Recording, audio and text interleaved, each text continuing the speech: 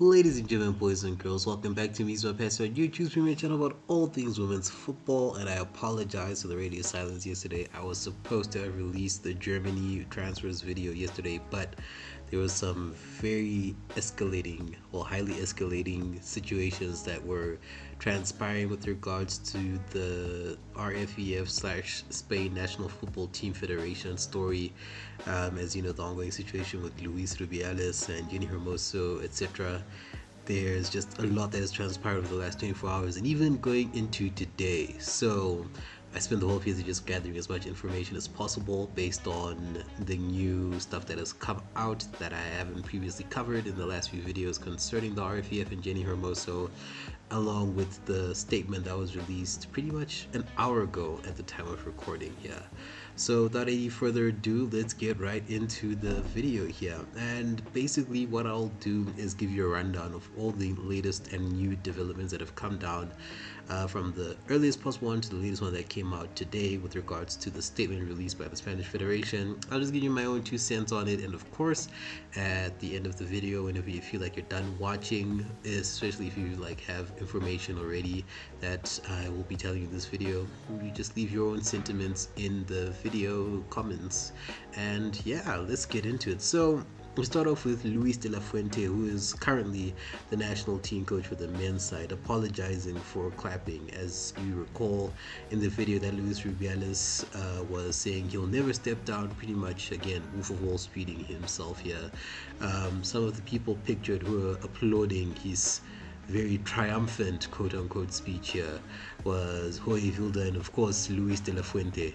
And de la Fuente has come out apologizing for pretty much applauding and cheering on Rubiales here, and he didn't give a definitive answer as to why he did it, but he pretty much just cited peer pressure.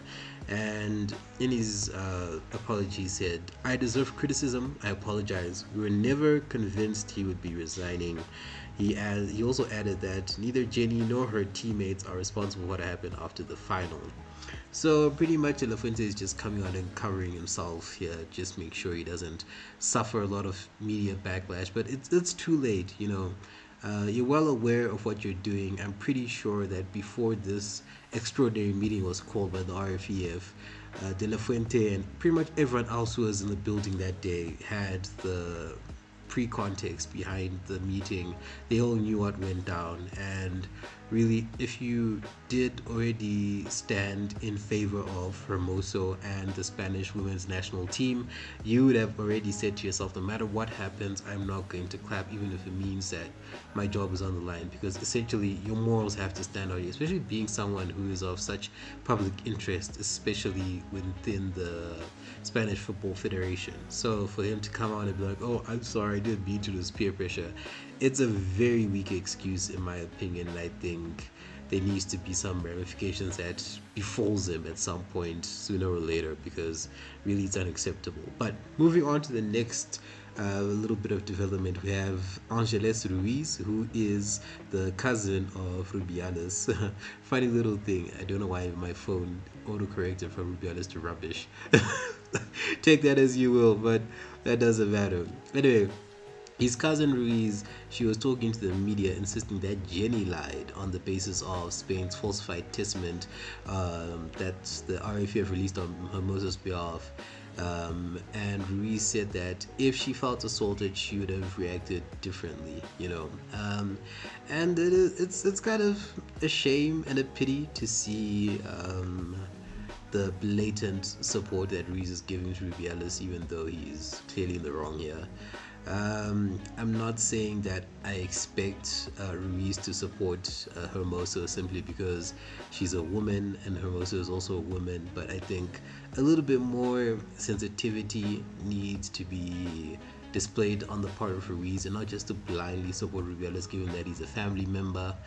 I do think that she really should have given more thought to her statement for just wanting to just rush to Rubiales' aid here. But far be it from me. Again, you just leave your own 2 cents there in regards to that. But anyway, a little update on Rubiales' mother, who, if you recall in the previous video, I had told you that she had locked herself up in a church in protest for her son. She came out to the media and said that she's willing to die for justice and for her son, as long as her body can survive. So she's pretty much willing to lock herself up as long as possible. But funny enough, just 2 days into a hunger strike, she was rushed to hospital after collapsing in the church here.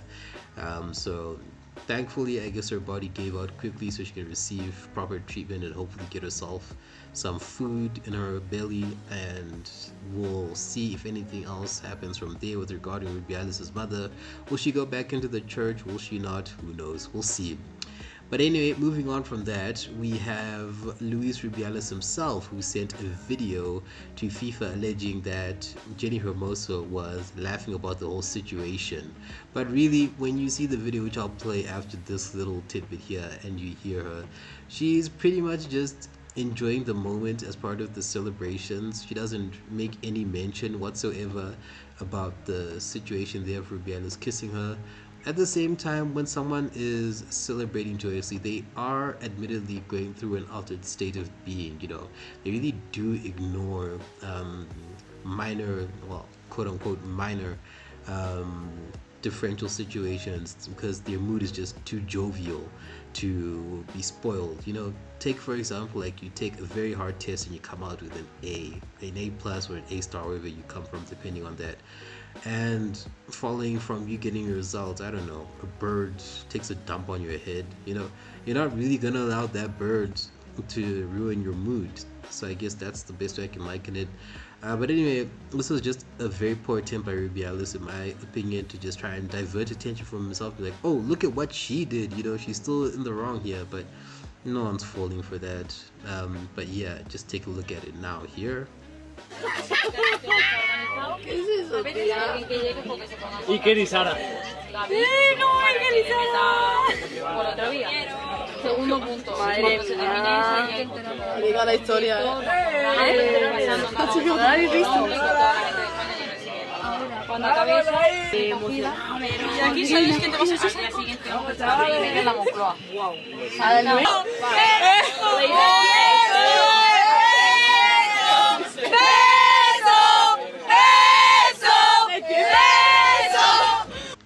And moving on from the video here, we have some piling on of accusations, but this time it's not from anyone affiliated with the women's national team, but from a referee. One of the lead referees in Spain here, Estrada Fernandez, has come out and accused Luis Rubiales of embezzling funds for officials for other interests. And this is not the first time you'll be hearing of Rubiales being accused of embezzling funds for the federation's uses for his own purposeful gains and means. And we'll get into that just now here, as Juan Rubiales, the former cabinet director for Luis Rubiales' staff and the likes, he is the uncle of Luis Rubiales. He has also come out, first of all, in support of Jenni, and claiming that all his family, pretty much the Rubiales clan, are with her, and that Luis is a cowardly man obsessed with power, with luxury, with women. Those are his words, not mine. And he has also alleged that Luis hired barely legal children, well, not children, girls, so pretty much 18 years on the dot, those guys, that kind of age range, to attend a party that he was hosting with some of his top honcho friends in Salobreño. And he also has accused Luis of trying to embezzle federation funds by utilizing his father as a middleman, which Juan refused to be a part of here. So that is just crazy to hear about and to think of, and it just goes to show the level of, I guess, macho bravado, at the same time ego, that Luis Rubiales has displayed throughout his tenure as the Spanish Federation president.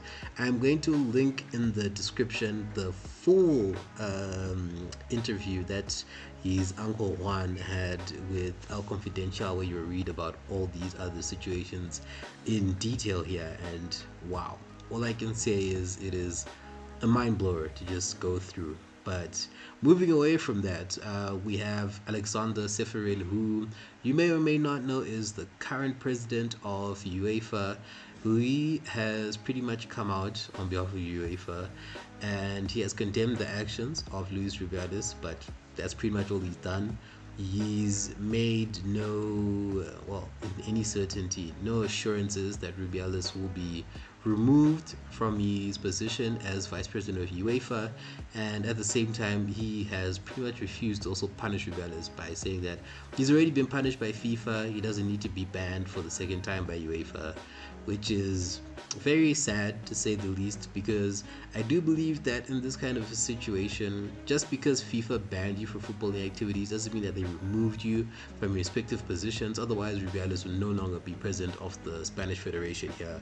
And I think this is Seferin showing silent support for Rubiales here, by not only refusing to impose some sort of punishment here, but he has also essentially left him in his position as vice president of UEFA here, which just goes to show you the institutionalization of the systemic issues with football here, especially with regards to the treatment of women in the game here, because you have a responsibility as president of a huge governing body like UEFA to make a point, or in this case make an example out of Rubiales, to show that you have no tolerance for such behavior, and that football should be a welcoming situation and a welcoming environment and platform for people of all ages, men and women alike, to just come together with pretty much zero fear or risk of sexual violence or sexual misconduct being raised against them. So for someone like Seferin to just come out and be like, oh no, we don't have to punish him again, it says a lot. The lack of actions in this case, yeah, it speaks a lot. But anyway, going back to Juan Rubiales, he also highlighted in a different interview that Luis has always been aggressive towards women, with the ex-sports minister of Spain, Irene Lozano, actually coming and corroborating these claims and stating that she once had to get Luis ejected from office when he was becoming too violent. So this pretty much just shows that on the base of it all, Rubiales is just an insecure degenerate. Like, at this rate, he's pretty much on par with an incel, except he has money to not make himself an incel, but he's misogynistic as well, based on these claims that have also been corroborated. It's a shame. I don't know why the Spanish Federation, or just Spain in general, are still letting this guy pretty much walk free.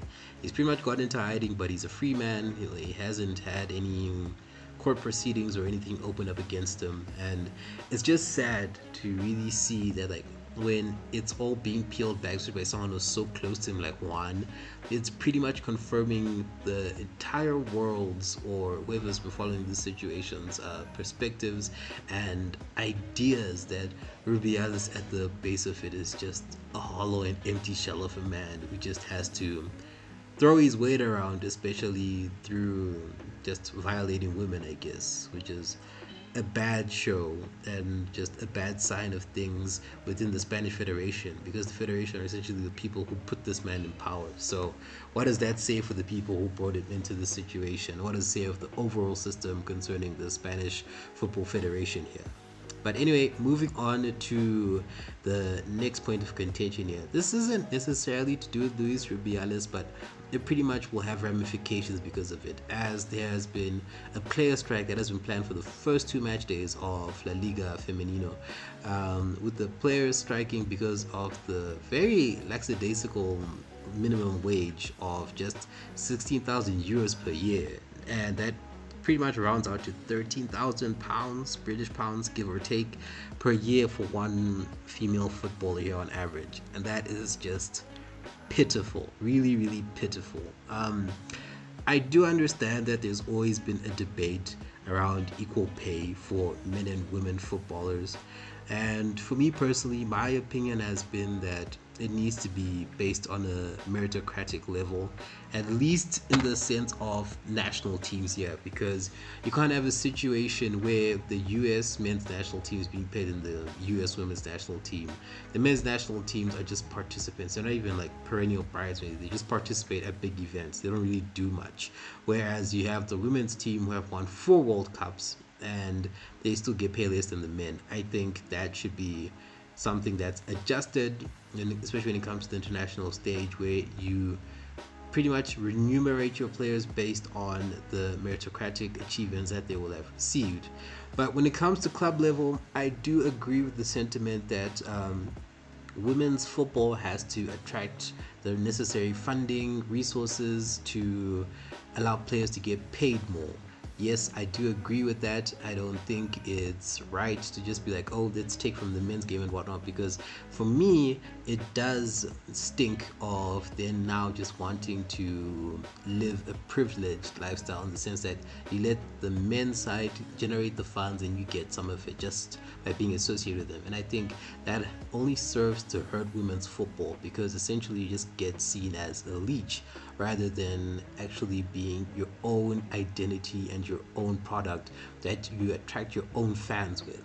So I think in that case, yes, I do agree that women's football, when it comes to club level, they have to generate their own funds and whatnot. But at the same time, just because they have to do that doesn't mean that you now have to resort to paying them such meager wages, especially on a federation level, because these minimum wage requirements are set by the federation and by La Liga and whatnot, and it does not hurt them because they have their own funding that they receive from FIFA and sponsors and whatnot. It will not kill them to just amp it up a little bit to make it more incentivized for the women footballers to come and play in Spain, because you can't do anything when you're being paid 16,000 euros per year. I'm sure to maybe the average person that's a lot of money, but if you break it down, you're pretty much being paid 1,000 euros per month, and it's hardly enough to sustain one person, especially with inflation and whatnot going on. And you just need to do way better in terms of treating your players here. So I think a lot of incentives need to be placed in for the players here, and there actually needs to be a sit down to just discuss the current minimum wage rate and having it be increased, because the players aren't saying pay us like 16,000 per week, just bump it up a little bit. I think if the players were started on something like maybe 25 to 35,000 per year, it's not as much as the men will take and all that, but it's a start, you know, and it's only fair because these players are giving their bodies to just entertain the people, right? And the life of a footballer is hard because you have to endure training, you have to endure like the risk of injuries and all that. And women's football, it's not as well structured and organized and supported like men's football. For all we know, some of these women have to pay for their own surgeries if they get injured. So, but that's just my own 2 cents there. Going back to Luis Rubiales here, he has also released a statement saying, "I am the victim of an unprecedented political and media lynching.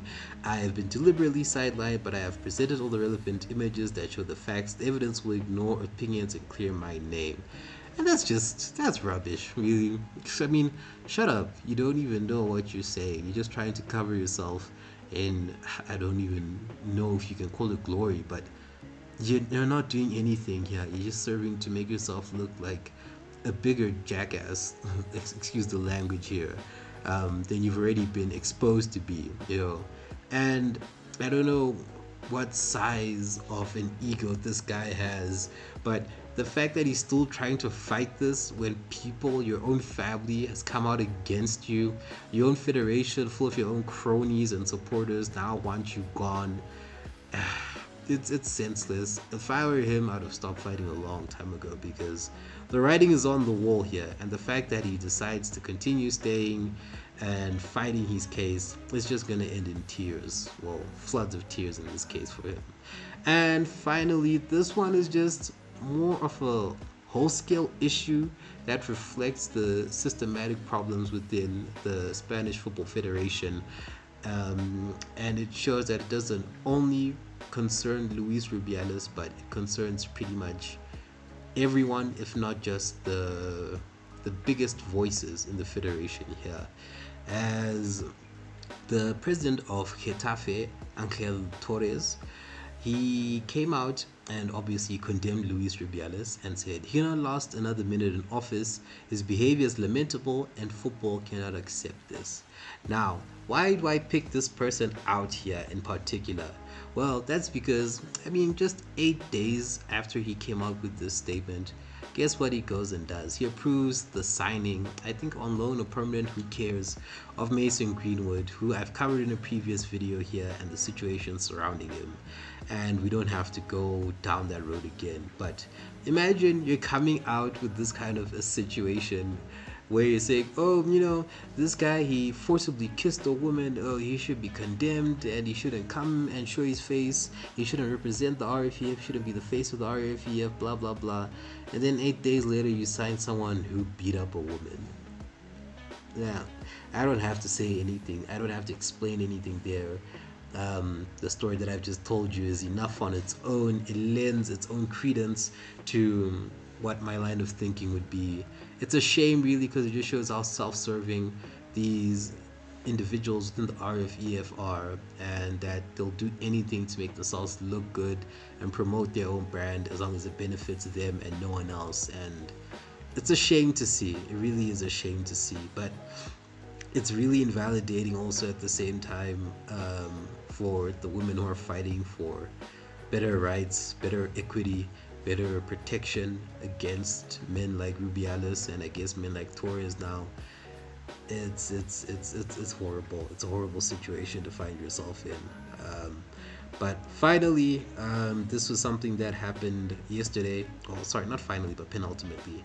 This is something that happened yesterday where the national men's team released a statement denouncing Rubiales, and they pretty much said, oh, you know, he's a bad guy. We don't want anything to do with him, and we condemn his actions. But in that entire statement, they made no mention of Hermoso, no mention of the actual situation, and rather than say we are in support of Hermoso and the strike by the women's teams, they were like, we don't want any more mention of this, please don't bring this up to us anymore, we just want to focus on our football. And I'm sorry, but how spineless are you, like, as a collective?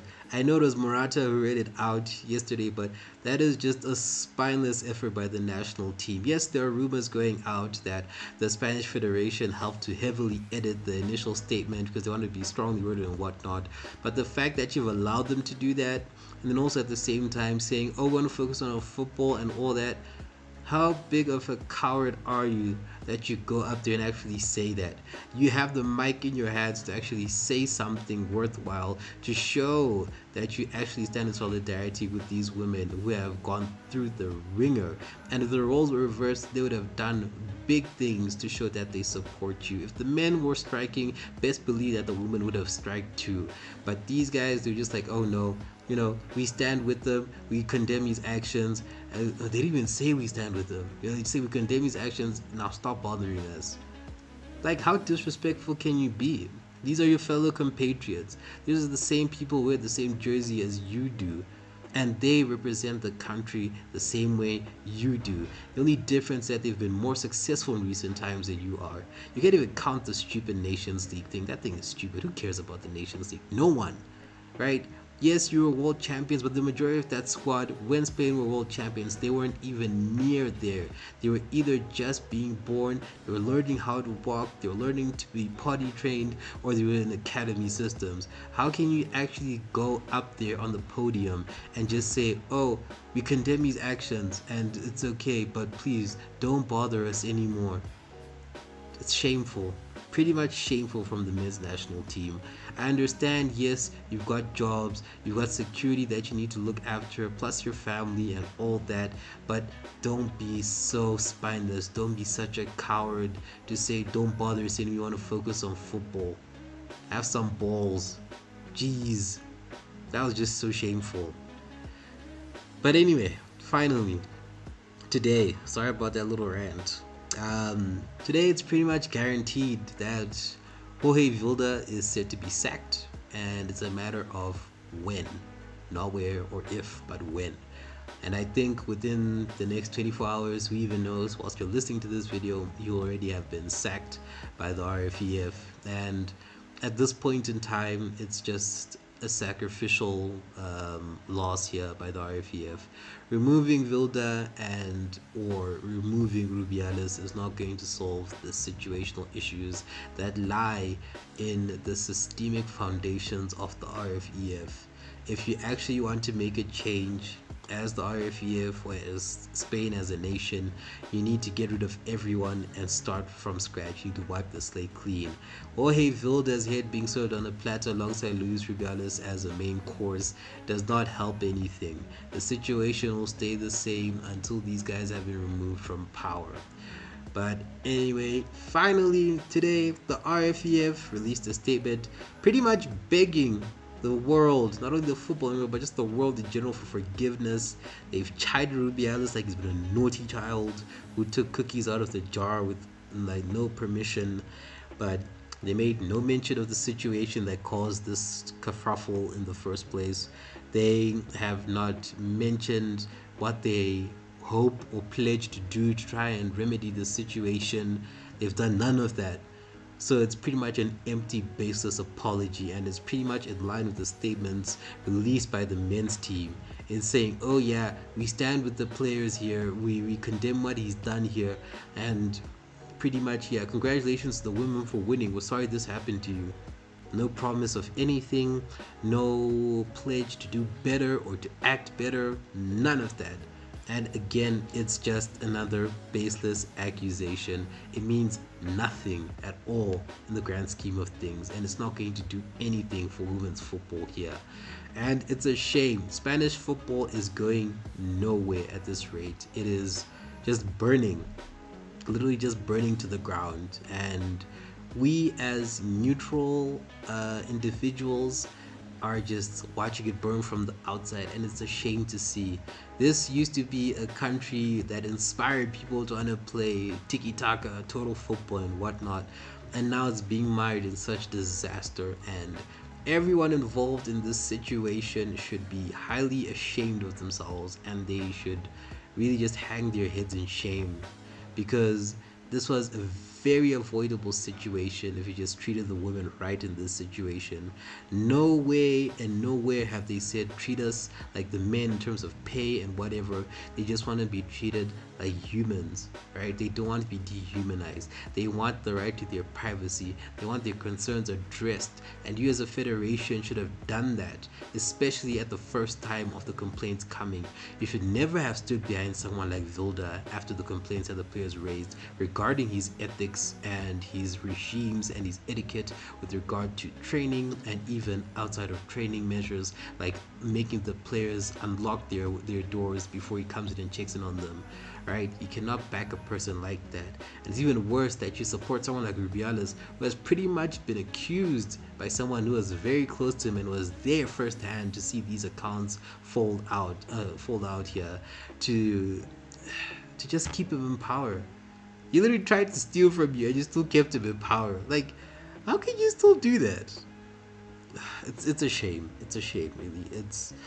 It's horrific to see. It's horrific to talk about, and yes, we can hold out hope for a resolution to be found and for a situation to come out where the women's concerns are adequately addressed and the RFEF pretty much uproots itself and start from scratch. But there's no point in holding our breaths in this situation here.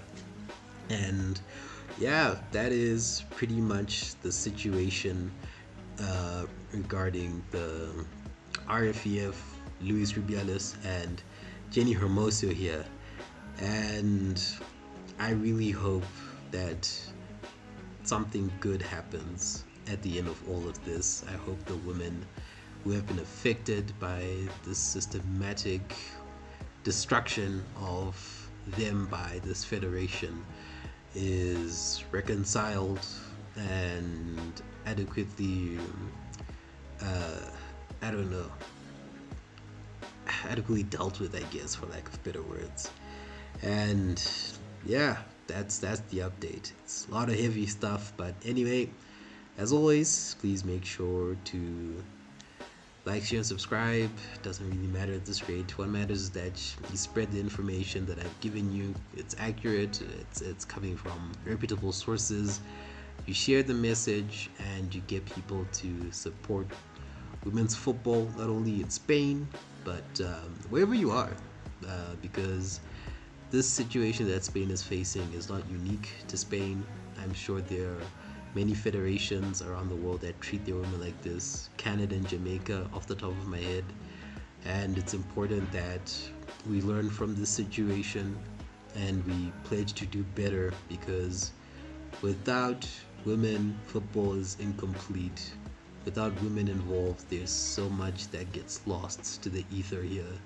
I know men's football brings in the money and whatnot, but looking at the history of women's football and even what women have done recently, the women are needed as much as the men here. But yeah, those are my 2 cents. I'll see you in the next video. I'll try my best to upload the Germany transfers video tomorrow. If not, then Thursday at the very latest. I can promise you that. Anyway, I'll see you later.